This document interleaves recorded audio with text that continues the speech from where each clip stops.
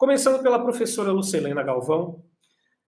Lucelena, por que o Egito é o berço desses ensinamentos? Eu não saberia te dizer o porquê do Egito. O que eu percebo é que ele teve a possibilidade de nos deixar intactas, nós podemos dizer assim, obras como o Corpus Hermeticum e alguns desses adendos que você citou, como o Asclepios e a Pupila do Mundo, que são espantosos do ponto de vista da profundidade simbólica e do conhecimento da alma humana. Não diria que foi a única civilização, mas com certeza ela nos impacta porque deixou um depoimento concreto da sua grandeza, quer através de obras como essas que eu citei, que foram salvas por terem sido transcritas para o grego, para a Biblioteca de Alexandria, como também pelas próprias obras físicas. No Cairo, há quem diga, todos temem o tempo, mas o tempo teme as pirâmides. As pegadas físicas que deixaram no mundo também são muito significativas. Quem entra para conhecer um pouco, quer das obras citadas, quer do livro das pirâmides, do livro dos sarcófagos, das máximas de Ptahotep, Mericaré, e seja lá quem for, nós ficamos surpresos de ver que uma civilização tão remota tivesse um conhecimento tão amplo e profundo simultaneamente, daquilo que mais interessa conhecer, que é a realidade humana, o ser humano e esse mistério que reside no autoconhecimento, que para eles era o foco da sua atenção e era a tecnologia que interessava construir, não a única, mas a fundamental. Toda a sociedade gravitava em torno dessa tecnologia do conhece-te a ti mesmo, que depois foi influenciar Grécia e Roma, e o mundo como um todo, nos nossos dias, ainda recebe essa grande admiração, curiosidade e respeito pelo Egito Antigo. Sim. Graças ali a Alexandre, o Egito helenístico, que os livrou, né, ali no caso ali do jugo dos persas, e que fez com que a religião antiga se renascesse e voltasse realmente a esses ensinamentos que eram proibidos pelos persas ali durante aquele período que se inicia ali com o Egito helenístico, né? Eu acho que alguém ter traduzido para o latim rapidamente também, porque as sucessivas destruições da Biblioteca de Alexandria, a versão grega, não resta mais quase nada. Sim. Kênia, como fotojornalista que conhece bem o país, e o Luiz Carlos poderia complementar em seguida e falar um pouco sobre isso? Bom, eu creio que a Lúcia fundamentou bem. Do meu ponto de vista, a gente vê o Egito como o berço, porque eles escreveram em pedras, né? Ou seja, eles não só adquiriram a profundidade de chegar à essência da alma humana, mas eles conseguiram registrar isso de uma maneira tal que o tempo não conseguiu apagar. E com isso chamou a nossa atenção para essa civilização e fixamos o olhar neles, né? Os gregos primeiros, e depois, através dos romanos, chegam até a gente. Então, eu creio que toda civilização que não fique somente na parte intelectual, ou seja, só no céu, né? Que mantenha unido o pé, a terra e o céu, os pés no chão firme e a mente no céu, consegue escrever história. O Egito soube como nunca fazer isso. Eu creio que é por isso que isso chega de uma forma tão completa para a gente. Então, eu destaco que dentro do trabalho fotográfico feito pela Kênia, que é uma coleção magnífica, que é a Arqueologia do Sagrado, ela esteve entre muitos outros lugares no Egito e faz um registro fotográfico do qual eu possuo alguns exemplares, que foi maravilhoso. Bom, eu estive no Egito há 10 anos atrás e fotografei, então, quase todos os templos ao longo do Rio Nilo. E realmente a riqueza das inscritas nas pedras, todo aquele conteúdo é algo fantástico, e não só o conteúdo, não é, dos hieroglifos, né, hieroglifos, né, da imagem sagrada, da escrita sagrada, mas também dos próprios monumentos, né, que foram monumentos para perdurarem no tempo. Bom, uma pergunta aqui que acho que todos estão curiosíssimos para saber. Vamos começar aqui com o professor Luiz Carlos Marques Fonseca. Como a filosofia hermética e o próprio Kybalion entrou na sua vida, professor? Eu estou em Nova Acrópole há 36 anos, né? Então, como a Nova Acrópole, você sabe que ela apoia toda a base da filosofia dela nos clássicos, né?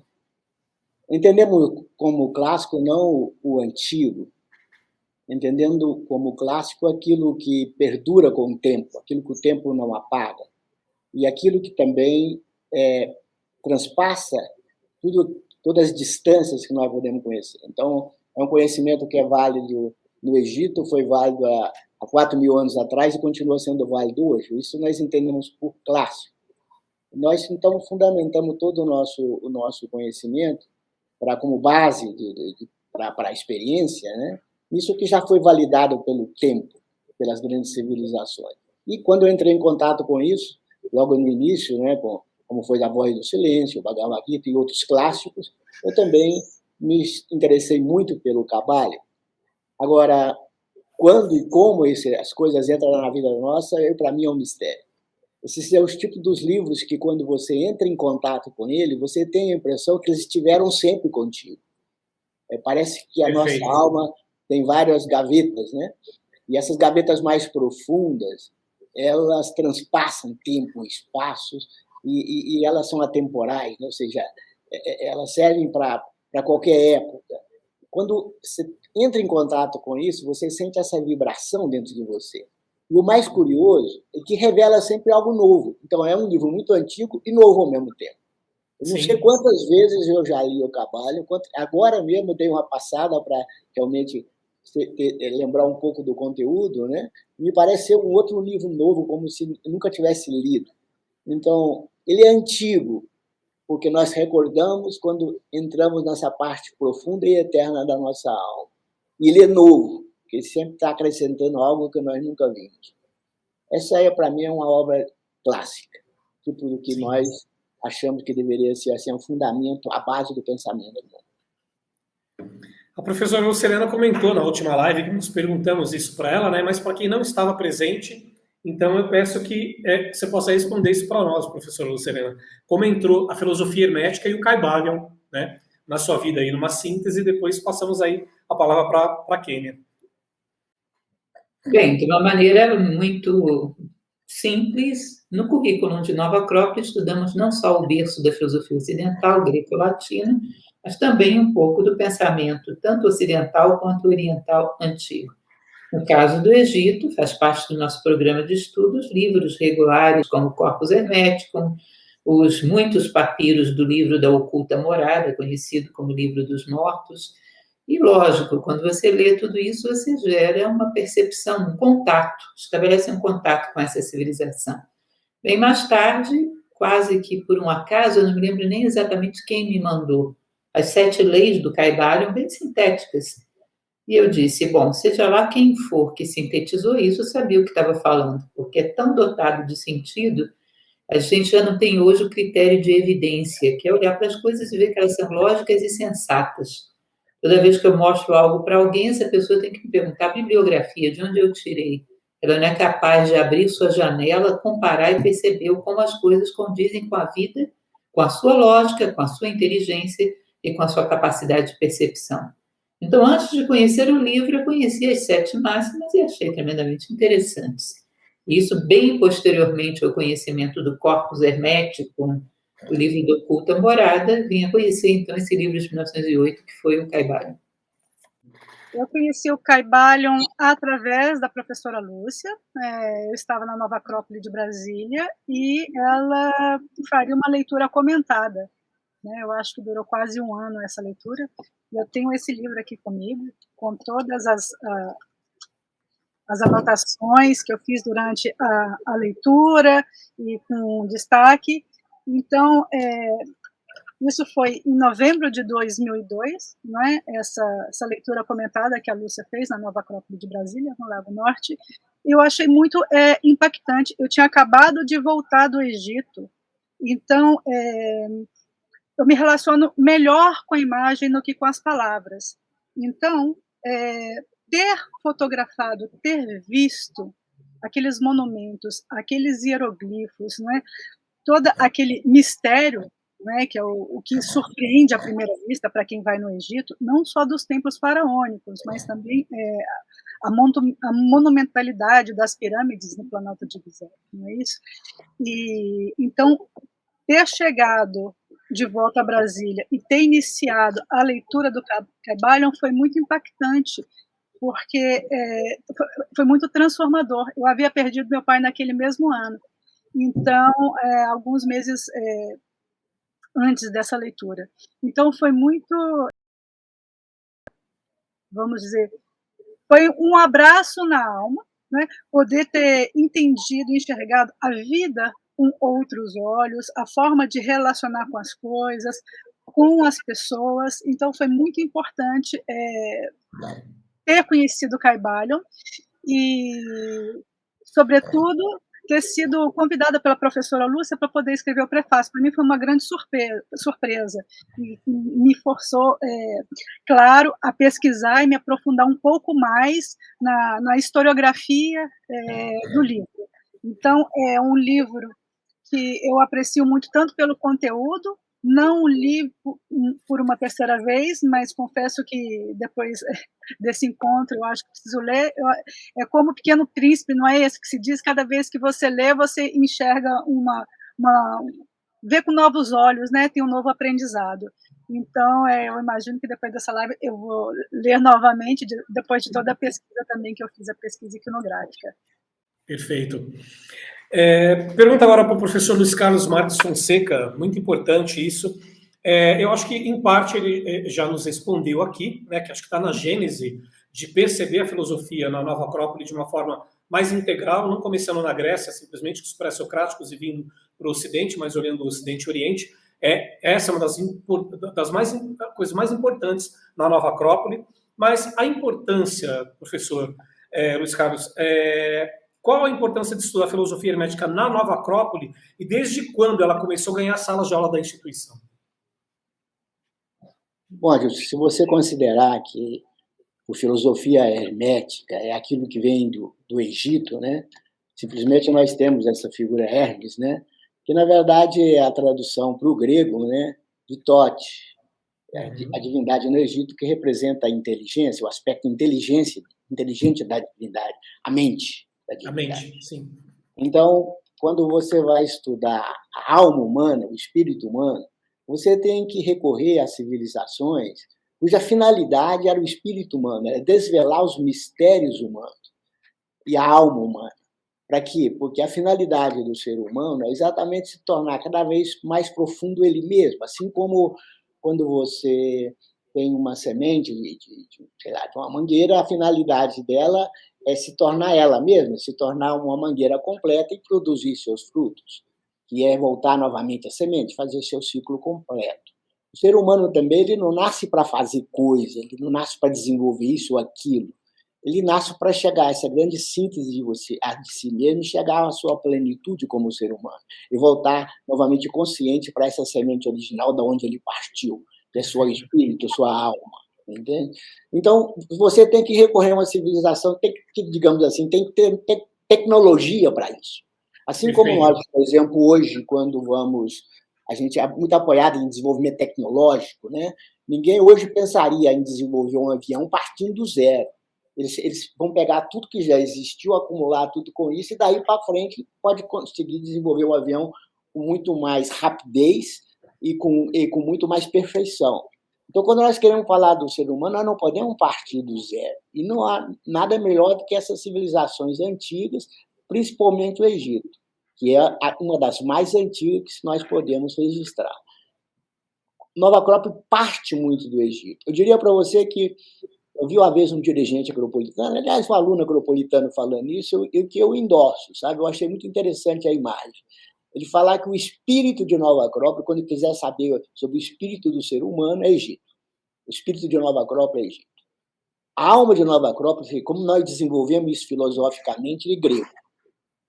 E a forma como nós agimos no mundo de dinâmico, querendo propagar isso, querendo fazer como tipo Lúcio, 800 palestras, tudo, é tipo romano, não para.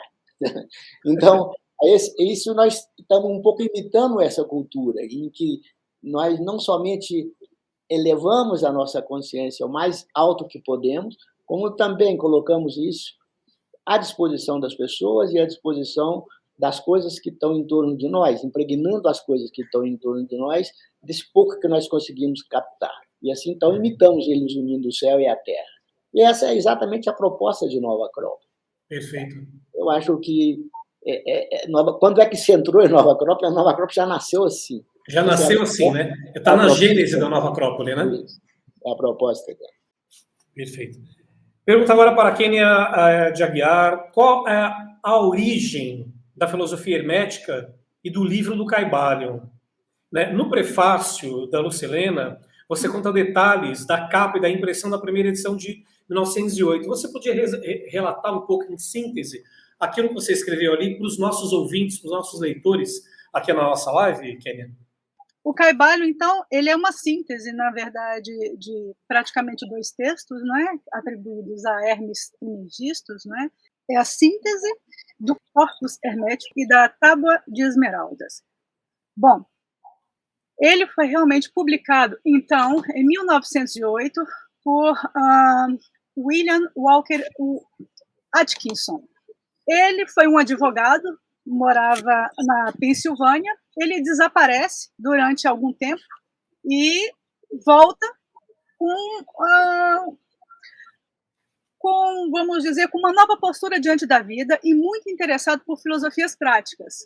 Então, ele se muda para Chicago e abre uma editora. Então, esse era o tipo de conteúdo que ele publicava, não é? Algo que fosse de uma filosofia prática, yoga, tudo que fosse do Oriente. Bom, então ele funda uma editora chamada The Yogi Publication Society, em um dos andares desse edifício, era o maior arranha-céu de Chicago na época, o Masonic Temple. Então, em 1908, ele vai publicar o Caibalion nessa edição. Essa é uma edição original, né, com essa capa de couro azul e essas letras douradas. Quem assina são os 3 iniciados, e isso coloca muitas hipóteses, né? Seria Mabel Collins, seria o próprio Atkinson, o autor. O pesquisador da história da religião americana, Philip Deslip, que escreve o prefácio da edição da Pensamento, ele diz que foi o próprio Atkinson, né, na visão dele, mas atenção, ele é historiador da religião americana, não é? Então, talvez pode ser muito conveniente, né, atribuir a um americano a autoria do Caibalion. Bom, esse é o frontispicio, uma edição original, né? Então é publicado em 1908, recebe o nome de Caibalion, né? O Caibalion, um estudo da filosofia hermética do Antigo Egito e da Grécia, assinado pelos 3 iniciados, e abaixo tem uma frase que diz que os lábios da sabedoria estão fechados, exceto aos ouvidos do entendimento. E abaixo, então, a assinatura da editora, Yoga Publication, e o endereço no Masonic Temple em Chicago, nos Estados Unidos. Então, brevemente, esse é um resumo do contexto histórico da publicação. Perfeito. Para algumas pessoas, é bom a gente comentar aqui um pouco que ele foi um dos artífices, né, da Escola do Novo Pensamento, né, ali nos Estados Unidos, que tinha esse processo todo ligado com o desenvolvimento, né, do mental abstrato, e ele assina, por exemplo, 14 obras como Yogi Ramacharaka, ele assina umas tantas outras, como Theron K. Dumont, ele assina também como Magus Incógnito, né? Então, ele, para cada tipo de publicação, ele tinha ali um tipo de approach para se comunicar, né, com as pessoas. E o que o Philip Deslip fala é que ele teve acesso aqui, né, nesse livro, ele comenta que ele teve acesso a manuscritos, né, que há ali realmente documentos que mostrariam que ele seria realmente o autor da obra, mas que realmente outras 2 pessoas podem ter em igual razão terem contribuído para isso, né? Então isso é muito importante. Kênia, você que é especialista em arqueologia, né? Eu sei que você preparou um estudo iconográfico aqui para a gente, já aproveitar que você estava mostrando tudo isso, eu não sei se você tem mais alguma coisa, um estudo iconográfico sobre Hermes, né? A nossa coordenadora de marketing aqui, a Carolina Bessa, ela comentou comigo, né, que você iria apresentar, né, mostrar essas representações do Mestre dos Mestres desde o século XV ao XVII. Você poderia compartilhar com a gente e falar um pouquinho, comentar rapidamente esse estudo?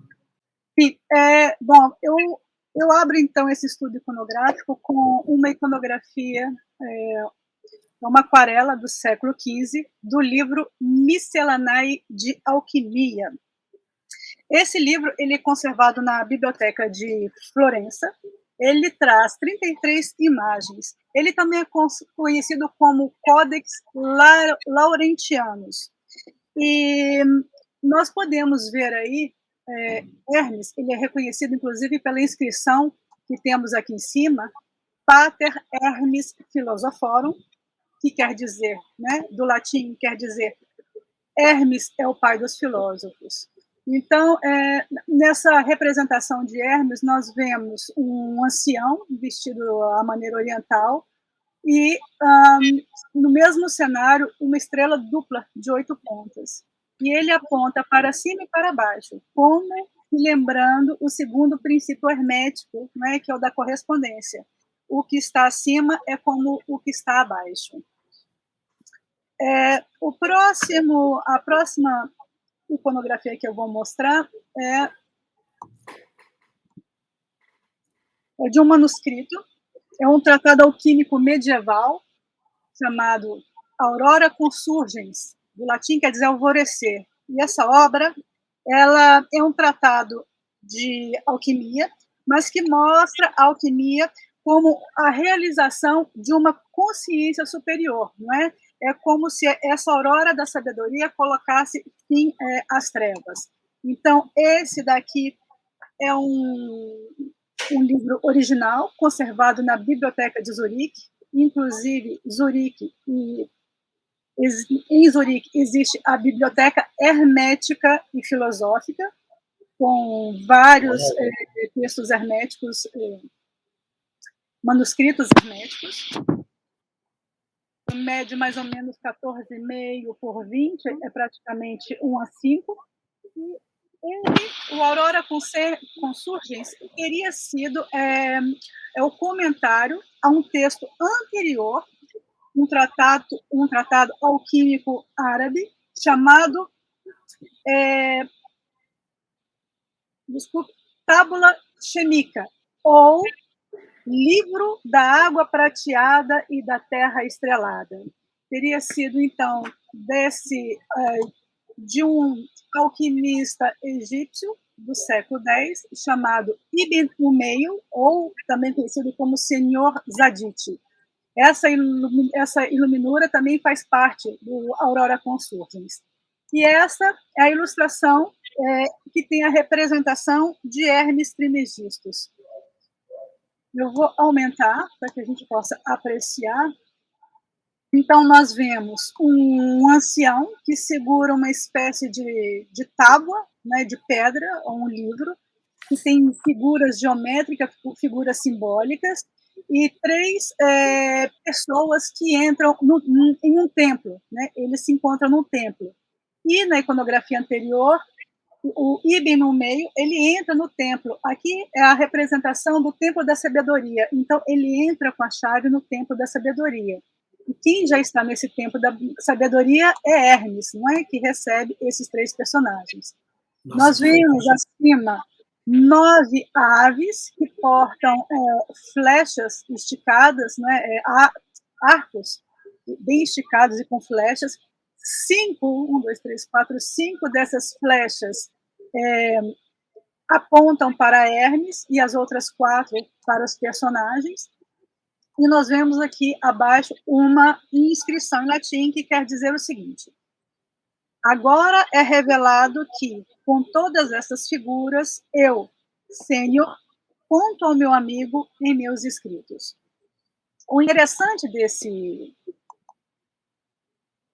manuscrito é que ele foi redescoberto por Carl Jung na década de 30, quando ele estava fazendo pesquisa sobre filosofia hermética.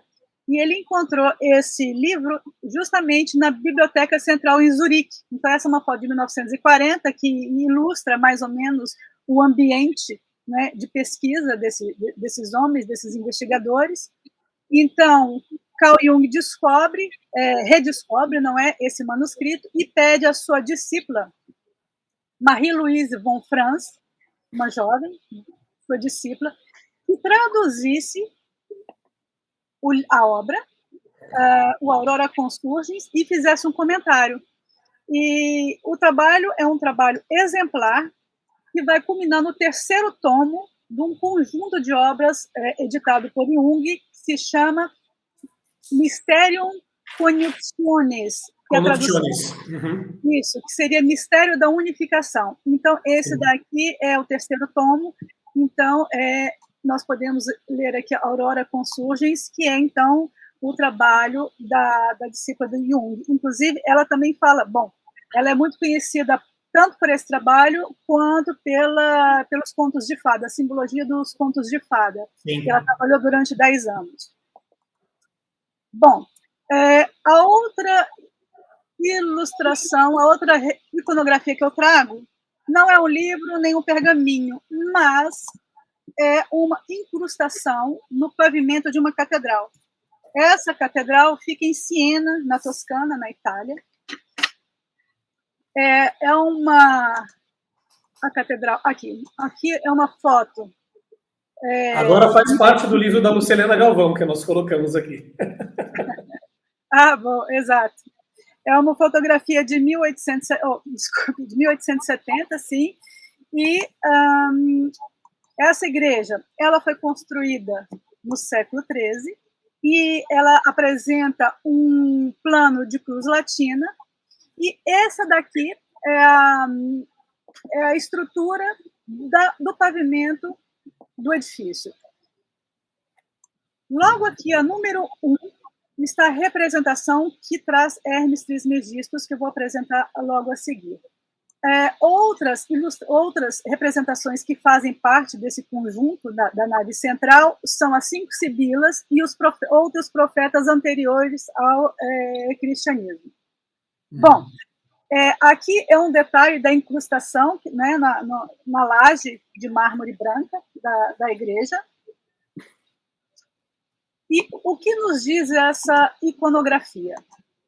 Bom, nós vemos um ancião vestido, né, que porta um chapéu ou uma mitra, não é isso? E ele segura na mão direita, ele estende a sua mão direita um livro que ele dá para um outro ancião vestido à moda oriental, que está escrito neste livro aqui.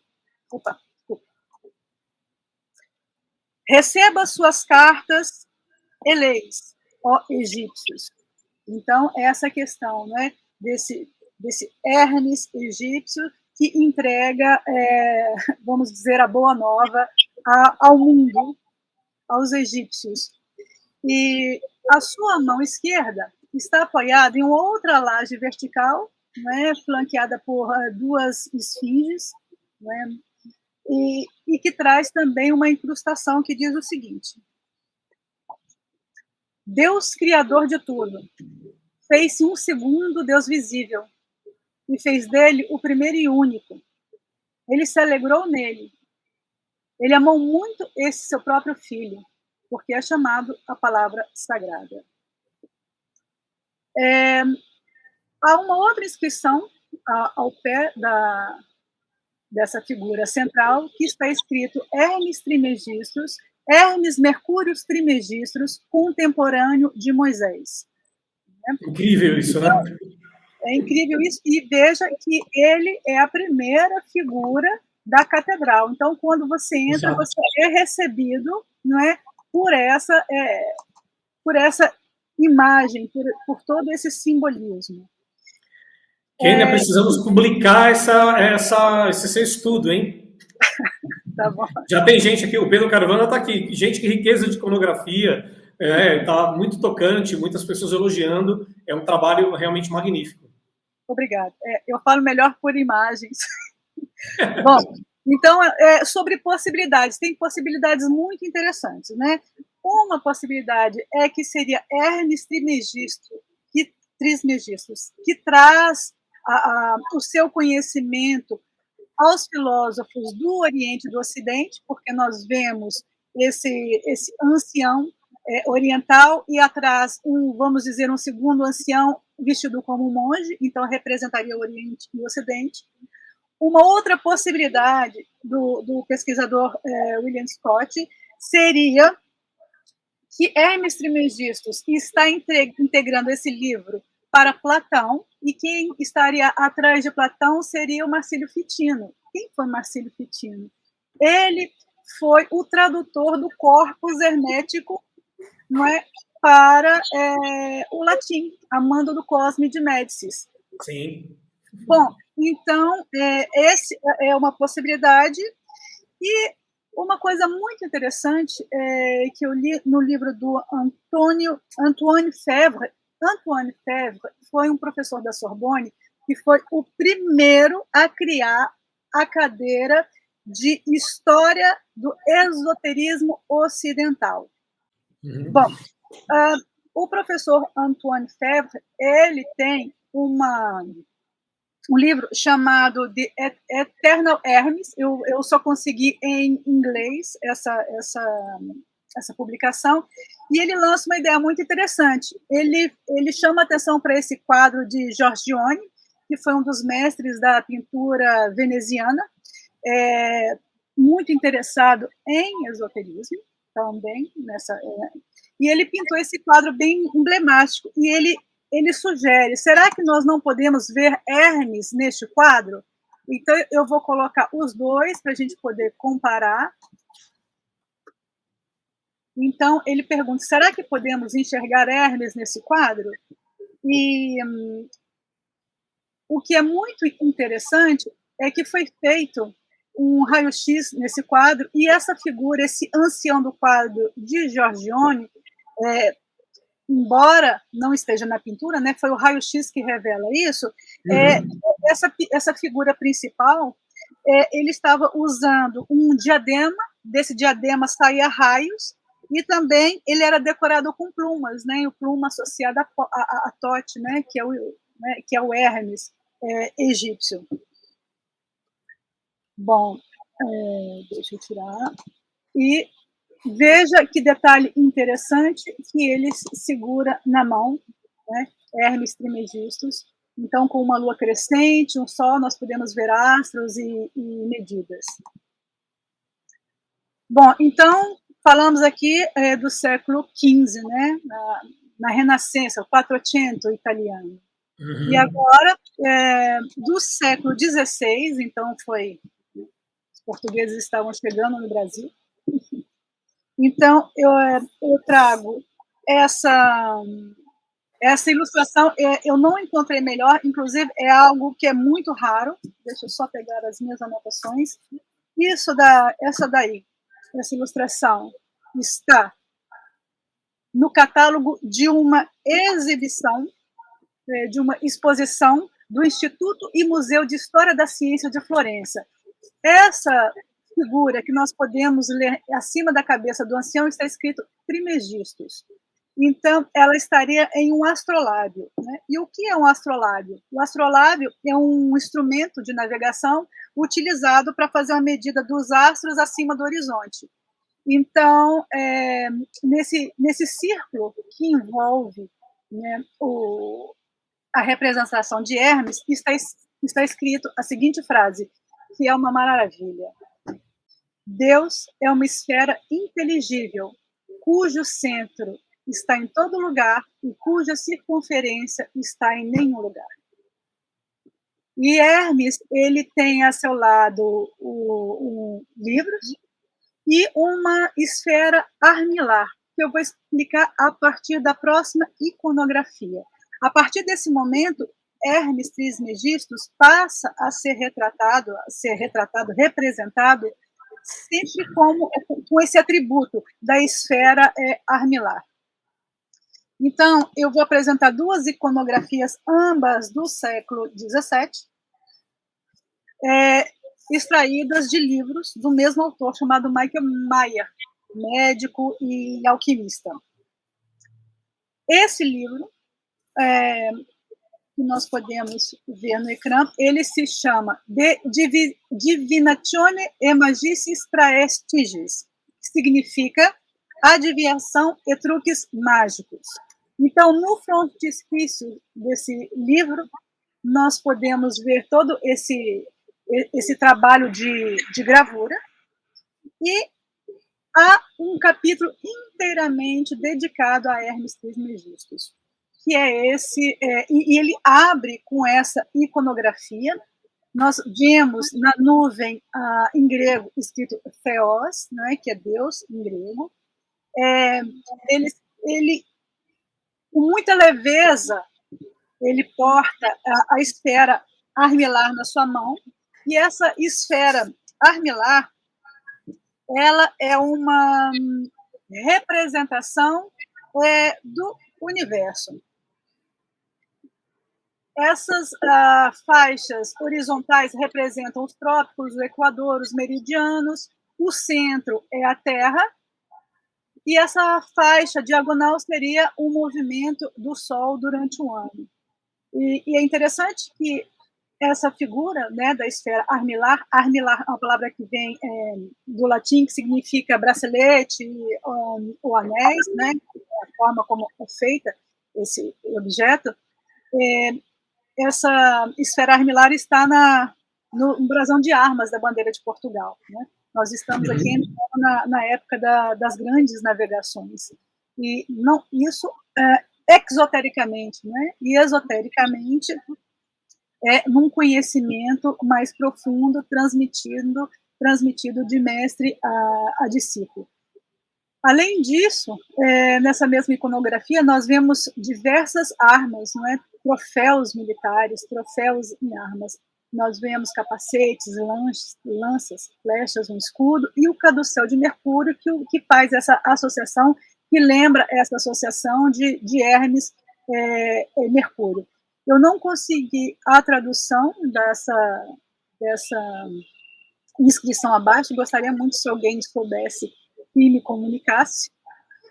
E eu finalizo com uma outra iconografia também do século XVII, do mesmo autor, Michael Mayer. Esse é o frontispício do livro Symbola Aureae Mensae Duodecim Nation, que significa símbolos das tábuas de ouro das 12 nações. Então, Hermes Trismegistus, ele está representado aqui na parte superior. Aqui nós temos, em detalhe, com a esfera armilar presente, do lado de Maria, a hebreia. E há, nesse livro também, um capítulo dedicado a Hermes, que abre com essa gravura, que ela é muito conhecida, inclusive, que ilustra, né, a Conferência da Lúcia sobre o Caibalo no YouTube. Então, Hermes, mais uma vez, vestido como um oriental, ele aponta para astros, né, uma lua e um sol, essa lua envolto em chamas. Bom, é isso que eu tinha para mostrar. Foi um breve estudo, mas bem difícil de encontrar essas gravuras. Eu diria que seria uma arqueologia da imagem, realmente, se eu pudesse ter esses livros em mãos, né? A fonte primeira, porque... Sim, não, realmente. Mais informação. Então, é um estudo iconográfico. Olha, Kênia, para um editor que é bibliófilo, né, adora livros antigos, né, a Carolina Bessa, que é do meu lado, ela sabe o quanto que eu gosto, né, que eu sempre comento com as pessoas. Eu faço essa leitura de análise de obras raras já faz um tempo. É uma riqueza tão grande que, assim, eu não falo em nome do conselho editorial, isso precisa de aprovação dos nossos diretores, mas isso precisa sair em livro. A gente tem que fazer um projeto editorial com você. Vamos ver isso mais para frente. Nós estamos com a live já bastante adiantada, temos aí mais uns 20, 25 minutos. Não quero segurar tanto aí os nossos queridos participantes, tanto o professor Luiz Carlos Marques Fonseca, com a professora Lucilena, você também. Eu tenho uma pergunta aqui para o professor Luiz Carlos Marques agora. Antes de você fazer a pergunta, Dilson, eu gostaria de dizer que eu apoio totalmente esse projeto. Kenny é uma pessoa tremendamente qualificada, muito sensível, totalmente. com profundidade e qualidade em tudo que ela faz. E é Portanto, de extrema eu importância. apoio fortemente uma publicação desse tipo. Teria todo sentido, e ela é um nome que justifica assinar alguma coisa assim. Sim. Professor Luiz Carlos Marques, os preceitos herméticos estão espalhados praticamente em quase todos os países, em todas as religiões, mas não pertencem a nenhuma religião específica. O que fazem deles conceitos universais dentro do processo todo da filosofia hermética? Dilson, há muita coisa que fica universal, né? Que toca as pessoas de uma forma, parece, muito equivalente, né? Por exemplo, um pôr do sol, ninguém nunca ensinou nada para nós, e todas as culturas expressam a beleza do pôr do sol. A rosa, né? Todos os países que você vai tem uma rosa em cima da mesa. Tudo que é verdadeiro e profundo e simples toca a alma humana e multiplica e propaga. Eu digo verdadeiro e simples, mas eu não digo que o simples é fácil. Por exemplo, um sorriso puro de uma criança, ele toca a alma humana. E todo mundo fotografa. Quem é fotógrafo deve saber a quantidade de pessoas que ficam querendo captar esse momento de pureza e beleza, né? Mas não é simples. Não é fácil dar um sorriso puro. Por isso que, às vezes, nós só vamos encontrá-lo na criança. E existem conceitos, existem ideias que tocam a alma humana com a mesma forma que toca o pôr do sol, com a mesma forma que toca um sorriso de uma criança. Essas ideias estão contidas em alguns livros, e o Corpus Hermeticus é um deles, né? E o Cabale é outro, e o Voz do Silêncio é outro. Então, ele se torna universal e atemporal. E é natural, então, que seja a fonte de quase todas as religiões, que seja a fonte de quase todas as inspirações dos grandes homens. Como a Kenny mesmo acabou de fazer aí uma história interessante, mostrando o envolvimento de Jung, envolvimento de igrejas e outras tradições, tudo colocando Hermes dentro dessas estruturas, né? Por quê? Porque a essência da alma humana é a mesma. Assim como nós não percebemos que o ser humano, na sua essência, nós podemos falar que temos muita coisa em comum. Daí que nós podemos falar de uma fraternidade universal. Não podemos falar de uma fraternidade universal quando nós ficamos na superfície da alma humana, porque essa superfície ela reflete muito o meio onde ela vive. Então é diferente você falar, por exemplo, que padrão de beleza que o brasileiro curte é o mesmo padrão de beleza que vai curtir um país oriental. Não é diferente. O Japão tem um padrão de beleza, nós temos outro. Mas quando você entra mais profundo na alma humana, você vai ver que as almas são idênticas nesse aspecto. Então, aquilo que toca o japonês, toca o brasileiro, toca os homens de 2.500 anos atrás, toca os homens de agora e vão tocar os homens do futuro, que serão eternas essas obras. Por isso, elas tendem a perdurar, elas tendem a propagar, elas tendem a ficar universal, elas tendem a ser a base de todo tipo de essência da cultura humana. Tudo que está essencial da cultura humana tem um toque desse elemento. Por quê? Porque foi feito pelo ser humano, foi inspirado no ser humano. E a alma humana, na essência dela, é isso. Eu digo, é simples, mas não é fácil. Por isso que é importante obras como essa da Lúcia, que explica para você aprender a entender um pouquinho mais, né? Para você saber decodificar e saber trazer isso para você, para que você reconheça com facilidade a tua alma e saber aquelas coisas que tocam a tua alma profundamente e aquelas coisas que tocam ela em função dos seus condicionamentos, em função de onde você viveu, para que você conheça um pouco mais de si mesmo, para que você possa saber o que é importante você expressar na tua vida. O senhor percebe paralelos com o hinduísmo e com o budismo, que foi inclusive perguntado aqui pela Ana Cecília, né? Quer dizer, do hermetismo à filosofia hermética, dentro da questão toda ligada com o hinduísmo e com o budismo? HBB fala que tudo vem da mesma fonte. Diz que tem um livro que é Sabedoria Secreta do Mundo, que tem 7 volumes, que é o QT, da onde ela tira a doutrina secreta, que é onde você, se você for ler a doutrina secreta, vai ver que está tudo refletido nessas obras todas que nós estamos falando. Sim.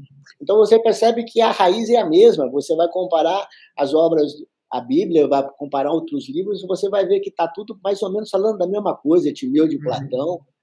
A essência é a mesma. Sim, a tal da doutrina secreta, a sabedoria iniciática das idades, né? É uma coisa interessante. Se uma coisa é verdadeira,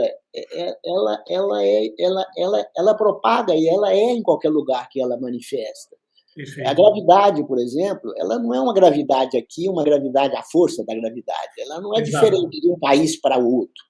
Então, uma realidade que está dentro da alma humana é a mesma, porque o ser humano é o mesmo na essência.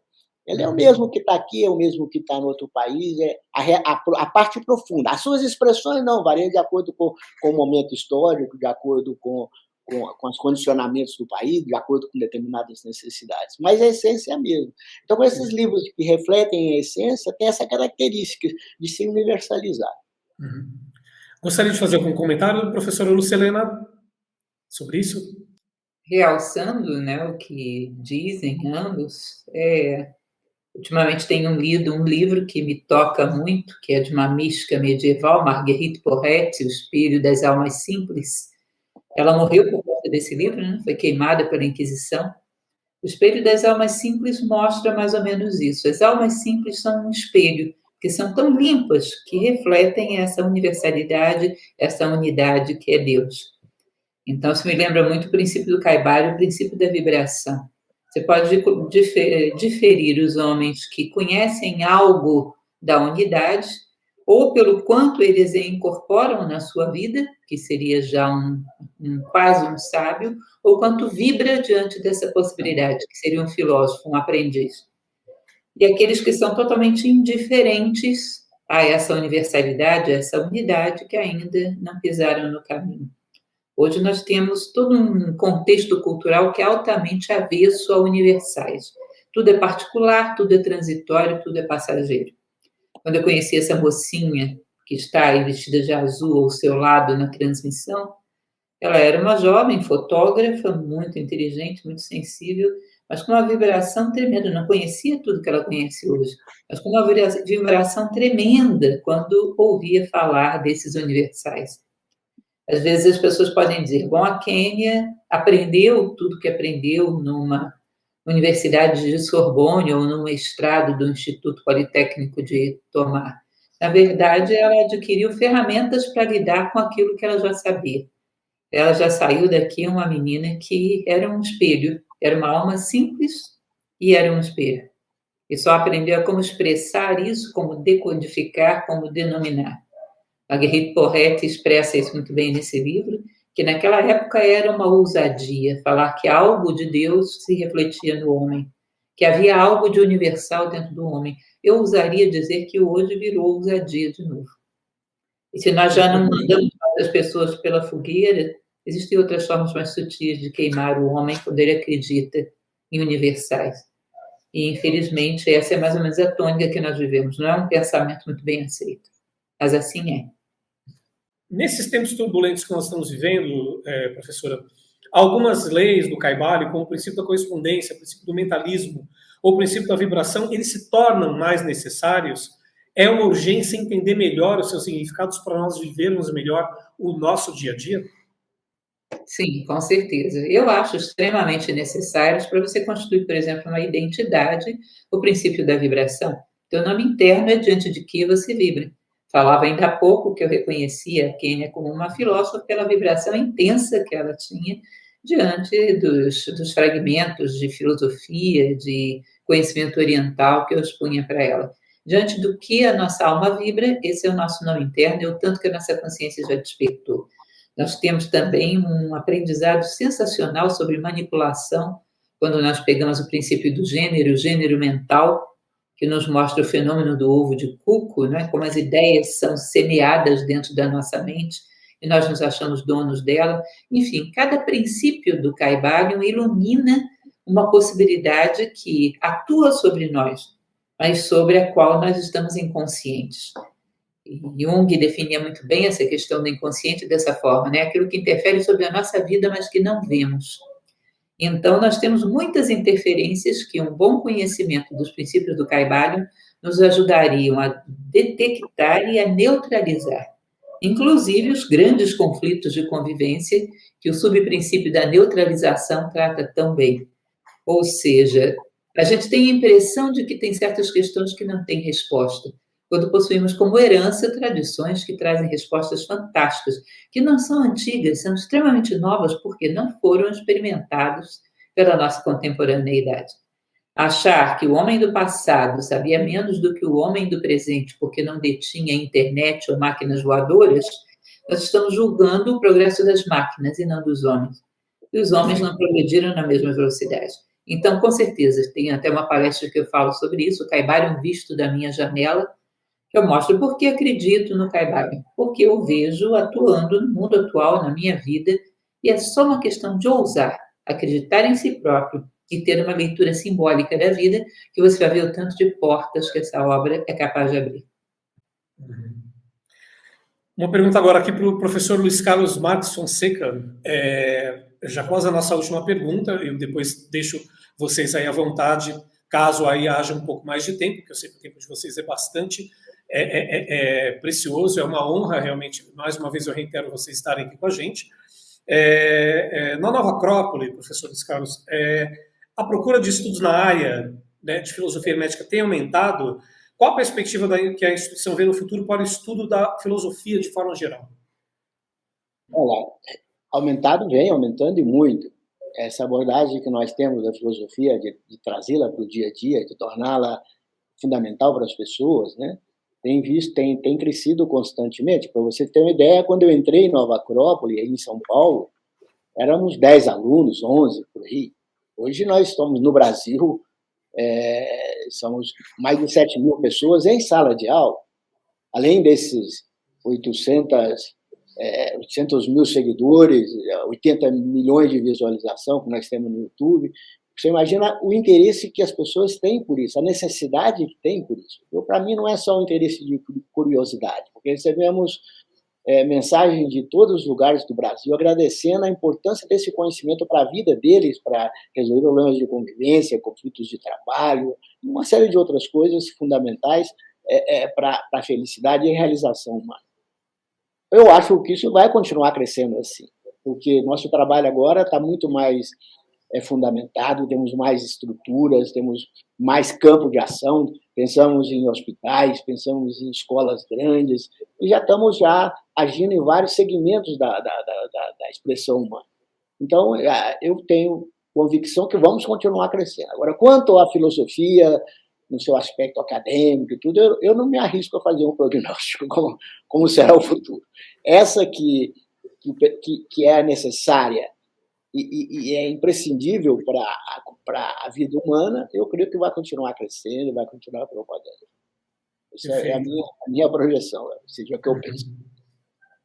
Quer comentar, professora Lucilena?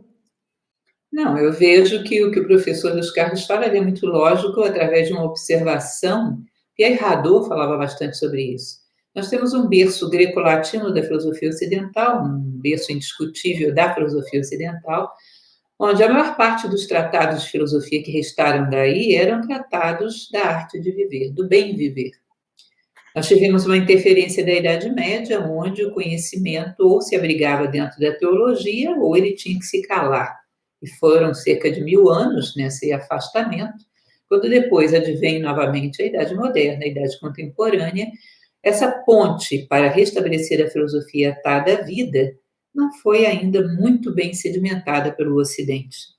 Então, nós começamos a perceber as pessoas se voltando para o passado do próprio Ocidente, o estoicismo, por exemplo, está demais em moda, ou voltando-se para o Oriente, interessando-se pela Vedanta de Shankaracharya, interessando-se pelo confucionismo, budismo, escola madhyamika, enfim. O fato é que é um momento, eu acredito, da filosofia em geral, quer de uma instituição internacional como Nova Acrópole, quer da filosofia acadêmica, restabelecer essa ponte entre esses dois mundos. Honrar as verdades com a prática, né?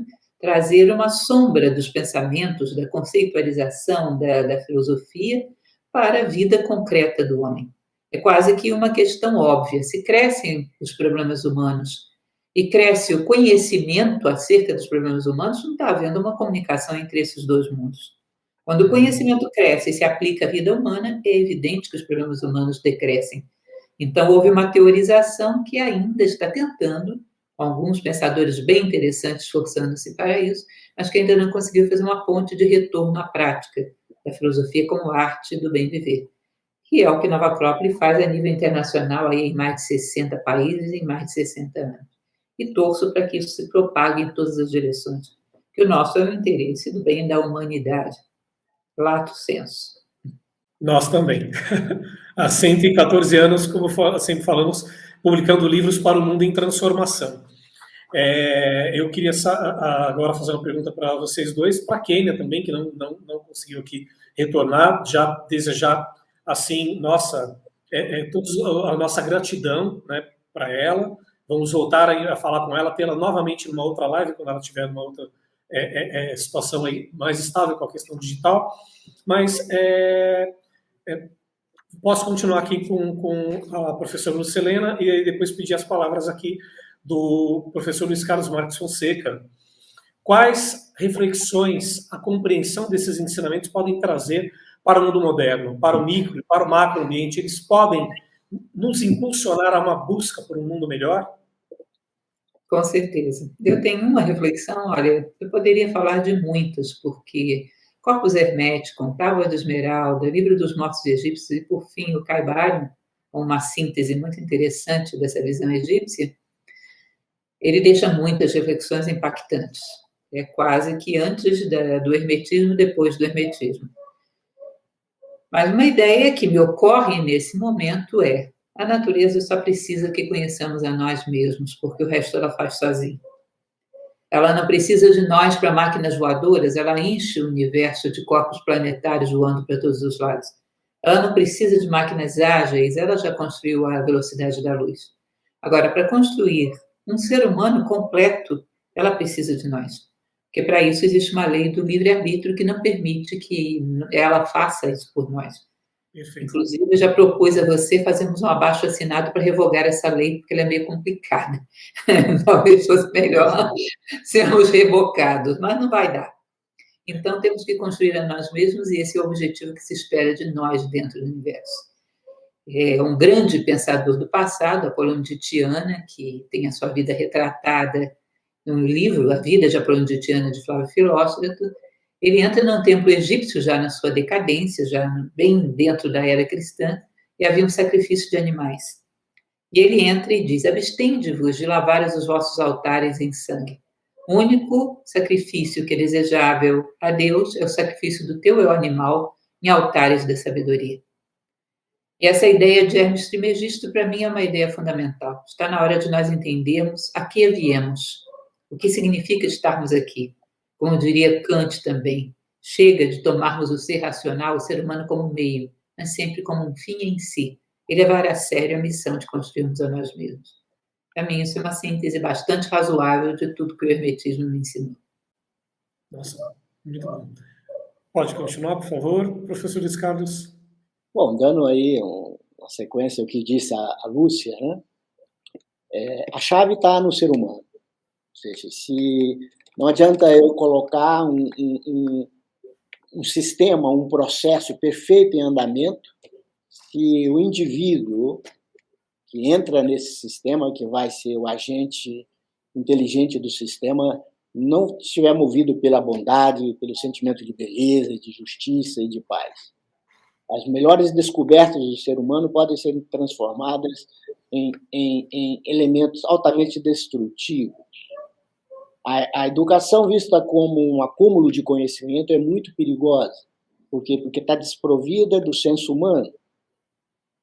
Ferramentas e máquinas muito poderosas na mão de pessoas despreparadas são muito perigosas. Um bandido com muito conhecimento, ele é muito mais perigoso do que um bandido sem conhecimento. Então, o conhecimento em si, desprovido de valores humanos, ele não sustenta uma civilização. Pelo contrário, ele pode destruí-la. que é o que nós estamos vendo acontecer nesse momento. As terras sendo destruídas, os países conseguem, por exemplo, um equilíbrio entre dois países, duas potências, não porque amam um ou outro, mas porque temem. E esse temor ele é perigoso, porque em algum momento vale a pena provocar o outro. Sempre há coisas que podem desencadear uma loucura. Isso foi um processo de destruição de várias civilizações. E uma loucura hoje, desencadeada, com essa quantidade de armas nucleares que nós temos, pode ser um fator altamente destrutivo. Então, nós temos que focar mais no indivíduo, mais no ser humano em si, como você falou, no micro. Porque se eu tenho um ser humano bom, ele pode propagar essa bondade, e ele, participando de qualquer instituição, essa bondade vai impregnar essa instituição. Essa instituição dentro de uma cidade vai impregnar a cidade de bondade. A cidade dentro de um país pode impregnar o país de bondade. E assim por diante. Então, na hora da gente começar a falar do humano e não das coisas que o ser humano pode fazer com as suas habilidades, com as suas capacidades intelectuais.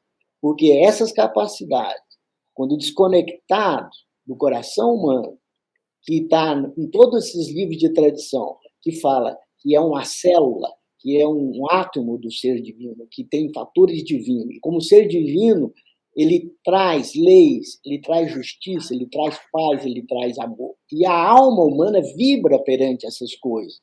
Você não vê um animal vibrar perante um pôr do sol. Por quê? Porque a alma do animal vibra perante um churrasco, como a nossa, quando estamos muito baixo a consciência. Mas não vibra perante uma flor. A alma do animal não fica contemplando o universo e pensando quanto mistério, quanta beleza, e horas e horas e horas de pesquisa. O ser humano fica, e quando descobre, vibra com a felicidade e pula de alegria. Por quê? Porque ele tem uma dimensão muito especial. E se nós não partimos dessa dimensão humana e usamos só os potenciais que ele tem intelectuais, se torna tremendamente perigoso. Então, eu creio, assim como eu falava sempre o fundador de Nova Acrópole, Jal, ele falava que para eu poder ter uma sociedade justa, eu necessito seres humanos justos. Eu não posso construir um muro de pedra, um barro. Para ter um muro de pedra, eu necessito pedra. Para que eu tenha uma comunidade justa, eu necessito seres humanos justos nessa comunidade. Para que eu tenha uma cidade justa, eu necessito seres humanos justos dentro dessas cidades.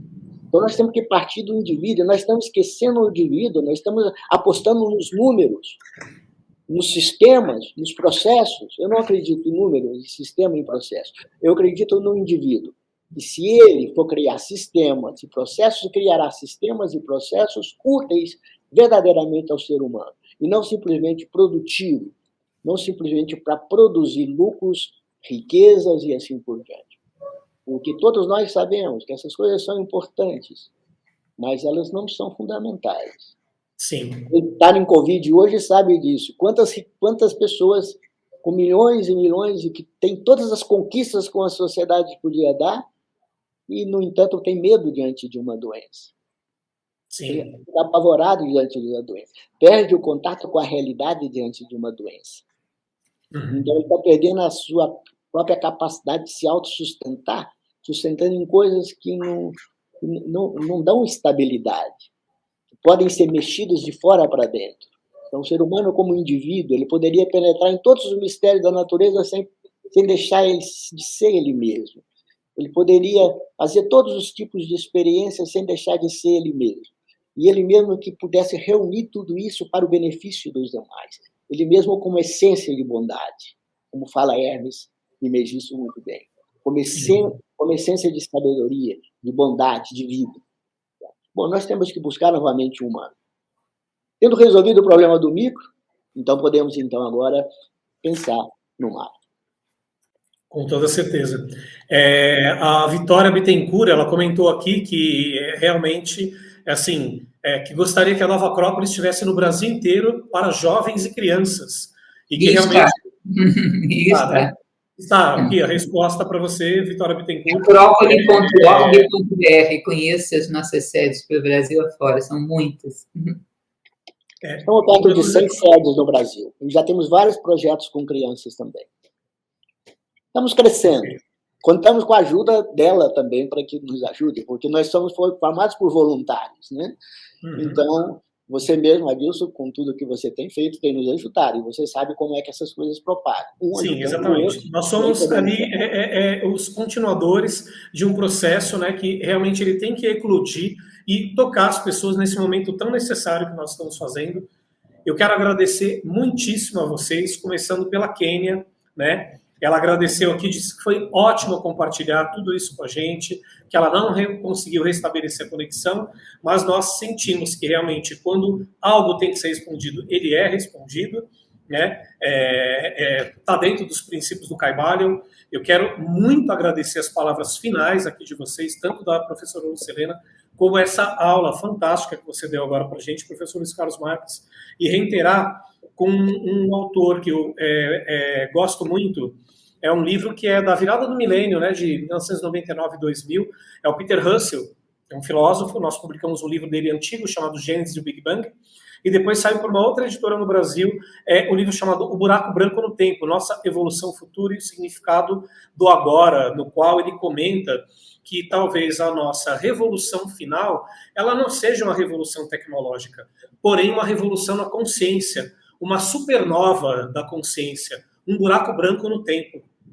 Que eu acho muito bonito essa metáfora que ele coloca para nós eclodirmos e crescermos, como vocês disseram, não mais num processo de tecnologia, de um mental concreto que oprime outro com conhecimento simplesmente só intelectual, mas nós crescermos e sairmos desse livre-arbítrio, né, o máximo possível e olharmos para nós como seres humanos integrais, para todos em uníssono podermos fazer essa revolução na consciência tão necessária para continuarmos existindo enquanto planeta, enquanto espécie, enquanto seres humanos. E o trabalho da Nova Acrópole, todos vocês aqui no ar, escutem aqui, né, o que eu tenho a dizer, é primordial para esse trabalho de revolução, de mudança na consciência.